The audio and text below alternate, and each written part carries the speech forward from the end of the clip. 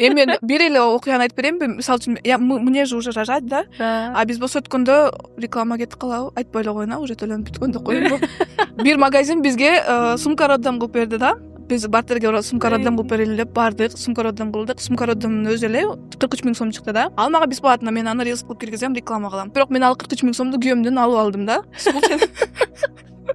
Молодец. Мен төрөлө элек баланын расходун уже мага көтөргүзүп коёт да. Көтөргүзүп койгон жок, мен өзүмө алып атамын да. Реклама кылып, ой, баласына бесплатно дейм болду деп. Бул общий балабыз го. Мен и так көтөрүп жүрөм, мен и так бул балам үчүн менет кылып, органымды, организмди берип атамын да, түшүнбөй? Андан акчасы Керек болсо эмизбей коём деген дейсиң го. Жок. Чын эле арабтар да ошондой да.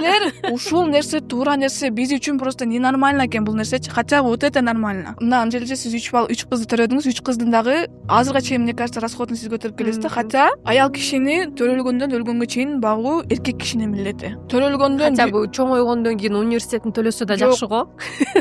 Вот, төрөлгөндөн күйөөгө чыкканга чейин атасы багат. Күйөө чыккандан кийин өлгөнгө чейин күйөөсү багат. Ажырашып кеткен болсоң дагы сенин балаңды төрөгөн болсо, ажырашып кеттиң, бирок сенин балаң ал аял сенин балаңды хотя бы бир жолу эмизген болсо, өлгөнчө ошол аял өлгөнчө ал күйөөгө чыгып кетсе дагы аны дагы ал балаңды дагы бакканга милдеттүүсүн. Если бакпай кое турган болсо, Аллахтын алдында даже кылган дуасы кабыл болбойт.